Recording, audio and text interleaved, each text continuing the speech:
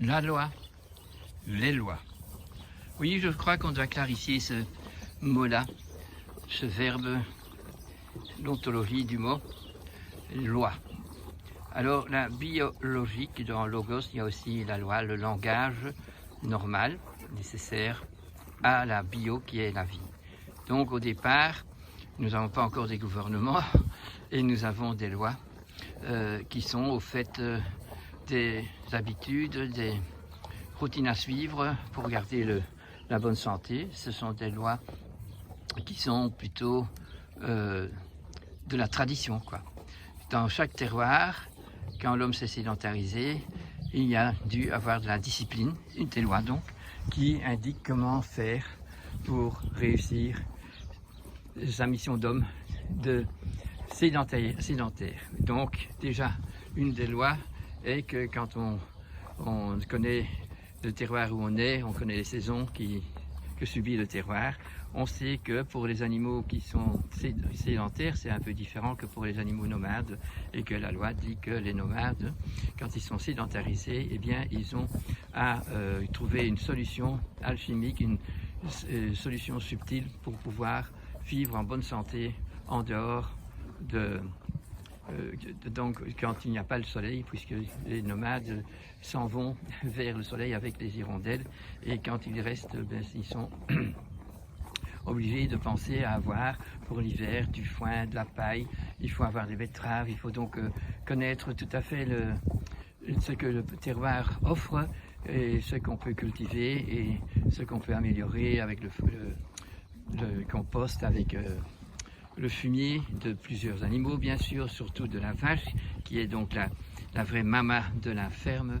Donc cette loi logique est donc au départ tout à fait saine, puisqu'on voit très vite qu'il y a des maladies. Quand il faut faire une alchimie, il faut faire des choses subtiles, il faut faire des sirops de sureau, il faut faire des sirops de coin pour avoir beaucoup de vitamine B et de vitamine C, puisqu'on n'a pas suivi le soleil, et donc on est soumis à un régime sans fruits et légumes riches en vitamine B, en vitamine C. Ça, nos ancêtres ont bien découvert, et donc la loi était, on fait chacun ses confitures, et on sait qu'on doit le faire selon la loi de la cuisine des produits qui contiennent beaucoup de sucre, comme tous les fruits.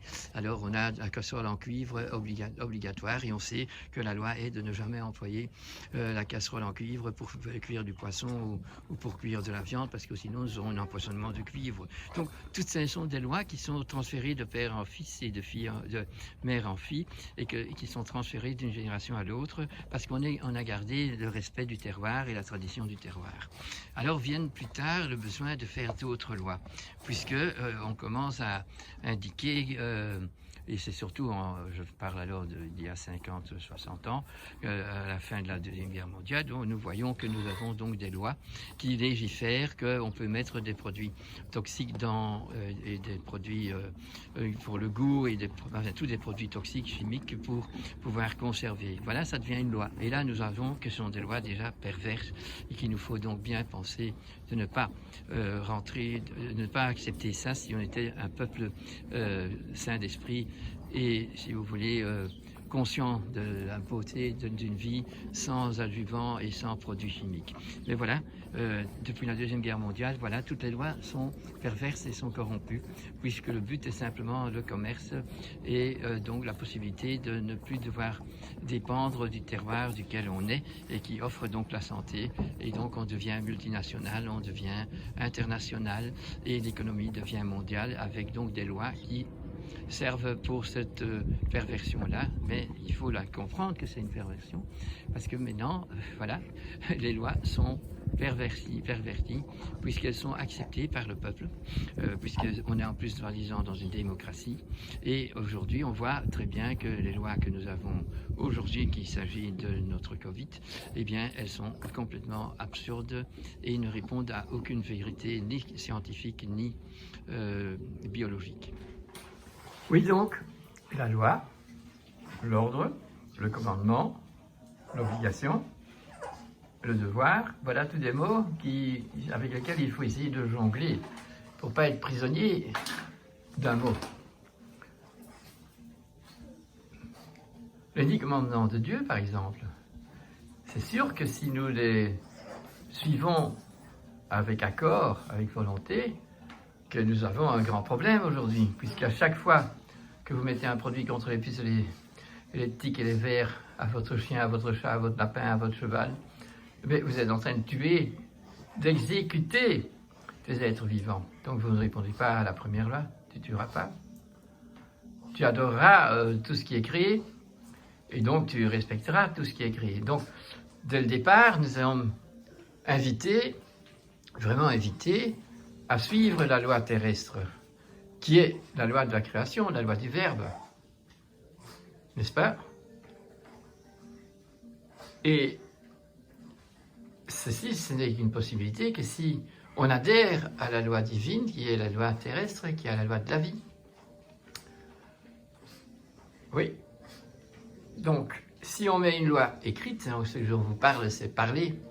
Et donc, quand c'est parler, il suffit de discuter, de remettre en avis, et de là, on peut augmenter notre degré de connaissance et de discernement. Et de ce fait, nous pouvons donc évoluer tous les jours, à nous racoler, à nous recoder avec la loi génétique, la loi de la vie. Mais c'est un acte personnel à faire dans une collectivité qui, si elle le fait, elle soutient tous ceux qui veulent le faire, mais aujourd'hui, ce n'est plus le cas, puisque toutes les lois que nous avons écrites dans les lois internationales comme les lois locales, eh bien, les lois, elles sont absolument perverses, puisque elles font tout pour protéger l'économie et toutes les inventions de cette science sans conscience, cette science d'invention, où on est certain depuis la Deuxième Guerre mondiale que toute notre population, de tous nos gérants, tous ceux qui sont nos politiciens, tous ceux qui sont à l'université, qui sont ceux qui doivent nous donner l'éducation pour devenir médecin, vétérinaire, architecte, ingénieur, eh bien non, c'est plus le cas. Toutes ces situations officielles qui sont normalement faites pour nous donner une éducation, elles font le contraire. L'homme, maître dans l'art de guérir, a une loi. Et cette loi, il ne peut pas ne pas la suivre s'il veut être un maître. Et cette maîtrise, c'est primum non nocere. Premièrement, tu ne nuiras pas. Et donc, secondairement, il est mis, tu enlèveras la cause de la maladie pour qu'elle ne se répète plus. Ben oui, il y a peu de gens qui ont conservé cette chose-là, et qui sont, ceux qui la conservent sont vus comme des artisans, comme des idiots, des arriérés qui ne se sont pas adaptés au nouveau monde dans lequel nous vivons et qui nous met le Covid, clac, boum, on est dans l'impossibilité de résoudre un problème qu'on a provoqué soi-même. Et il y a quelques illustres génies, comme Hahnemann, l'homme coq, qui lui donc explique très bien que toutes les maladies ont une cause, une origine, et que pour les guérir, il faut trouver la cause, l'arrêter, et en même temps trouver un remède qui est naturel et même biodynamique, dynamisé de façon à ce qu'il est presque uniquement spirituel et qu'il ne faut plus de matière, il faut simplement trouver le remède exact. Donc il y a des génies qui nous montrent qu'ils ont suivi la loi et il faut du cran et du courage et savoir qu'aujourd'hui, tous ceux qui suivent la loi biologique, tous ceux qui suivent les normes de l'artisan, ils sont condamnés et ils savent être très fortement condamnés jusqu'à la prison parce qu'ils n'ont pas fait un vaccin de polio, parce qu'ils n'ont pas fait telle ou telle chose que la loi moderne oblige. Donc les lois, prenons-le avec un peu de pincée de sel ou de sucre parce qu'elles ne sont pas cohérentes avec le bon but et de l'évidence du bon sens commun de la vie saine. Et ça, c'est la chose qu'aujourd'hui, grâce à Covid, nous devrons obligatoirement observer. Toutes les lois qui viennent depuis que cette pandémie a été déclarée, c'est d'ailleurs pas une pandémie déclarée par des connaisseurs dans l'art de la médecine, non, c'est par des gens qui n'ont rien à voir avec la médecine, qui ont décidé d'intégrer le mot, parce qu'il y a de nouveau un mot alors qui fait que c'est une pandémie, et alors toute la planète doit obéir aux nouvelles lois qui peuvent être sorties du doigt, clac, par un clic, et directement on doit les suivre. Et donc tout le peuple est obligé de suivre des lois qui ne sont pas du tout justes par rapport à la science, de conscience, mais bien à la science de l'invention moderne, de façon à ce qu'on puisse obliger tout le peuple à se mettre à plat ventre devant des lois qui sont même avec des punitions, avec des grandes punitions qui peuvent aller jusqu'à être en prison parce que vous n'avez pas respecté le port du masque ou le port de la distance. Et on sait scientifiquement, quand ce sont des gens de conscience qui font de la science, dans l'art de la science, eh bien, que le masque n'a jamais aidé pour arrêter un virus, et que la distance d'1,5 mètre, on peut la mettre à 10 000 km parce que le virus, il peut aller aussi vite que la lumière. Donc, nous ne savons plus rien et nous suivons, les yeux fermés, des gens dans le pouvoir, dans l'abus de pouvoir, parce qu'ils ne sont pas dans l'autorité, on ne les prend pas pour une autorité, puisqu'ils sont totalement incompétents. Et je mettrai ici bien une image d'un âne, parce qu'un âne ne trébuche pas 2 fois sur la même pierre, mais on voit bien que les humains, surtout ceux dans le pouvoir et ceux qui sont dans le niveau des nominations, dans tous les niveaux, eh bien, ils ont un pouvoir absolu et ils ne doivent pas réfléchir et ils sont incompétents, mais ils peuvent prendre des décisions qui ne ressemblent à rien, qui prouvent que ça va faire du mal à toute la population et carrément à toute notre terre, parce que notre terre, elle a des règles de biologie, des règles de recyclage, et toutes les mesures qu'on a faites avec les produits qu'on doit mettre sur les mains pour se nettoyer 100 000 fois par jour, les masques, les gants, les vitres en plastique entre tout le monde quand on va dans un magasin, on va à la banque, et bien tout ça, c'est être absolument contraire aux lois de la biologie, aux lois du recyclage, aux lois de la nature. Et donc toutes les nouvelles lois sont contraires à tout ce qui pourrait nous guérir et nous remettre sur le chemin de la guérison. Donc aujourd'hui, vous ne pouvez pas compter sur tous ceux qui sont au-dessus de nous, qui sont nominés en tant que professeurs, parce qu'ils ne sont plus dans l'art de guérir, ni dans l'art de l'architecture, ni dans l'art du commerce, puisque le tout n'est plus un art, c'est une protection absolue de notre système économique et nous n'avons vraiment pas l'occasion de trouver parmi toutes les décisions qui se prennent de toute la hauteur et de faux scientifiques puisqu'ils sont nommés experts et donc ils ont tous les droits, ils ont nouveau du pouvoir et donc même qu'ils ont dû suivre les mêmes études en expert virologue ou n'importe quoi, eh bien, ils vous obligent de mettre le masque. Et donc, ils trahissent leur propre profession et certainement leur métier. Puis, c'est plus un métier, leur virologue, être vétérinaire non plus. C'est un job, c'est un moyen de gagner de l'argent et de suivre les contraintes qui nous sont mises par des lois qui disent qu'il faut mettre un chip aux chiens, aux chats, aux chevaux, et qu'il faut mettre des perforations de l'oreille pour pouvoir prendre le code génétique de notre vache. Mais non, mais ça va pas, quoi. Tout ça, c'est toléré. Non, c'est pas toléré, c'est légiféré. Et si on le voit, on comprend que nous devons changer tout et nous remettre dans la loi de la biologie, de la loi de la nature. Et la loi de la nature, elle tient compte de notre but existentiel en étant un être spirituel qui vient sur Terre et de la condition qu'il nous faut sur Terre. Alors ces lois sont absolues. On ne peut pas mettre dans l'espace toutes des machineries qui permettent qu'on puisse avoir des 5G ici, qu'on puisse faire tout ce qu'on peut faire maintenant. Donc dans la loi de la nature, c'est déjà interdit, mais ça nous laisse libre de le faire ou de ne pas le faire, mais de toute façon, on doit payer les conséquences. Alors nous, dans le peuple souvent innocent, nous avons accepté tout ça, et tous nos enfants qui sont nés après la Deuxième Guerre mondiale sont fiers et de dire « Maman, non, on peut encore le manger parce que la péremption, c'est demain. » Mais tous les Kellogg's, c'est du poison, tous les Coca, c'est du poison, et il faut mettre une date de péremption sur un poison, mais non, il ne faut pas le prendre, c'est tout simple. Ça, c'est la loi de la vie, du respect de son corps, du respect de ses enfants qui vont venir, du respect des animaux qu'on a. Non, on doit suivre la loi de la biologie. Et ça, il ne faut pas avoir des lois écrites.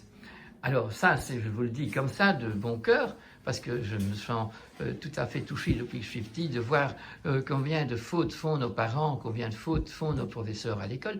Moi, je me rappelle très bien quand j'étais en gardienne, donc mon frère avait 13 mois de plus de moi, on est toujours ensemble parce que, bon, c'est comme ça qu'on faisait à ce moment-là, et on était chez les sœurs au Congo, et donc les sœurs faisaient les choses conformément à leurs obligations, à leurs lois. Ça veut dire que tous les jours, on avait un cahier sur lequel ils mettaient des cachets. Alors, le cachet qui était mis chez moi, c'était toujours un lion. Matin, midi, après-midi, soir, et j'allais voir sur le livret de mon frère, et lui, il avait toujours un mouton. Et alors, le samedi, quand c'était le seul jour où mon papa venait nous prendre à l'école, eh bien, j'étais tout fier en disant « Papa, tu vas être content, j'ai que des lions. » Pas de tasse, c'était faux, quoi. Il fallait être un mouton. Ah bon, donc déjà là, j'ai compris que les adultes, ils ne sont pas à la hauteur de la signification poétique de la vie, du symbole de la vie. Parce que le lion, c'est quand même le roi des animaux. Si on te dit que tu es un roi des animaux, ben alors t'es bien, quoi. Mais non, il fallait être un mouton. Un mouton, c'était, selon les sœurs et selon mon papa, c'était de suivre absolument les yeux fermés les lois imposées. Et pas des lois qui nous sont expliquées pour qu'on soit heureux de suivre cette loi, parce que c'est devenu un devoir, c'est un devoir de bien faire. Eh bien, la semaine après, c'était la même chose. J'ai continué à avoir que des lions et mon frère que des moutons. Donc, j'ai été un peu malhonnête, puisque alors je me dis, non, je vais faire m'engueuler, donc je vais prendre mon crayon et mettre à mon lion tout plein de laine et de crolles, comme ça, ils n'en verront rien et ce sera bien. Eh bien, non, mon père a tout de suite vu le superfuge, et maintenant, j'étais même engueulé par ma mère parce que j'avais triché. Bon, ok, j'ai arrêté de tricher. Donc, c'était comme ça, je restais toujours avec des lions, mon frère toujours avec des moutons. Mais c'est quand même un peu fort. À ce moment-là, on passe en première année. En première année, c'est différent. Hein. Vous savez, on est déjà beaucoup plus haut dans la hiérarchie, donc on reçoit un bulletin avec des notes. Et les notes, on met en rouge certaines choses, on met en noir d'autres choses. Alors moi, avec mon symbole inné et expressif, quand je vois mon premier bulletin, je vois que des rouges, enfin presque que du rouge. Je dis, waouh, c'est beau, ah, papa va être content.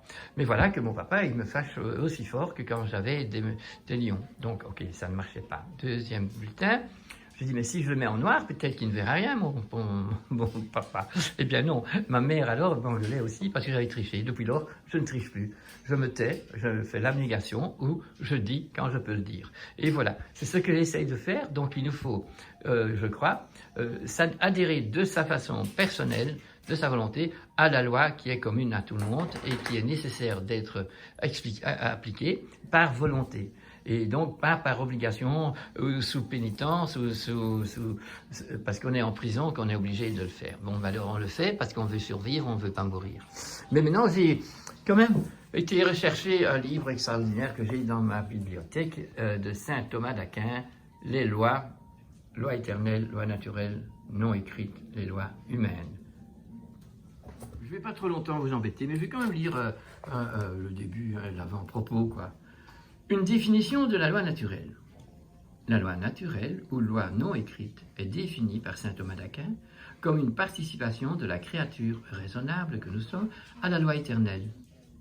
Et la loi éternelle est, selon Thomas d'Aquin, la raison de la divine sagesse. En tant qu'elle dirige tous les actes et toutes les motions, on admirera d'autant plus l'imposante concision de cette définition lorsqu'on saura quels tâtonnements les ont précédés depuis l'Antiquité et la confusion qui règne depuis 3 siècles à ce propos aujourd'hui. Dès qu'on sépare la loi naturelle de la loi éternelle, la première perd peu à peu toute signification. La loi éternelle, dont il est question ici, est connue par la raison, que la révélation vient conforter, mais non pas rendre inutile. Il en résulte que la loi naturelle, comme participation à la loi éternelle, est accessible à tout, qu'on soit croyant ou non. Ce premier point essentiel nous conduit à une autre remarque, tout aussi importante. La connaissance de la nature naturelle s'effectue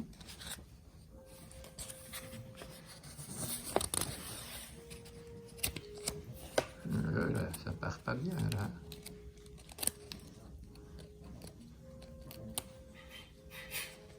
Allez.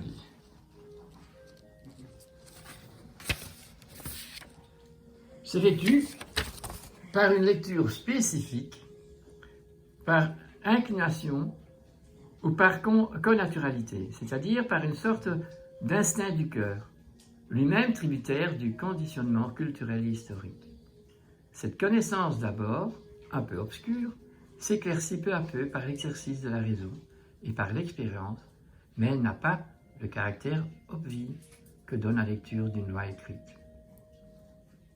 Vous voyez, je ne vais pas continuer là-dessus, mais bien mettre le point sur le i, c'est-à-dire qu'aujourd'hui, nous sommes dans cette réalité, donc c'est que la collectivité, la situation collective, la situation planétaire nous a figés à une situation où nous n'avons plus de recyclage, ni au niveau de la planète, ni au niveau de notre culture, parce qu'on n'a plus de culture, on n'a plus de civilisation, on a perdu toute la connexion avec la loi naturelle. Et c'est là que nous devons être bien clairs. Si nous avons eu des scientifiques qui ont fait la vache folle, c'est parce que c'est des scientifiques.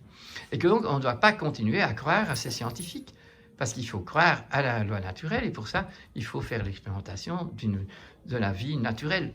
Donc dès que les professionnels ont commencé à faire de la nourriture pour vaches, eh bien nous avons eu la vache folle. De la vache folle, nous avons ceux qui ont consommé ça, et même ceux qui ont mis des cosmétiques avec de la gélatine de vache, maltraités avec cette nourriture faite par ces professeurs et ces scientifiques, ben, nous avons eu la vache, le Creutzfeldt-Jakob. Et donc de là, nous avons eu le prix Nobel quand les labos ont découvert le prion. Et ils n'ont pas, je me suis rendu compte quelles études il faut faire pour trouver un prion, quel labo il faut avoir, quels milliards on doit avoir de fonds de recherche.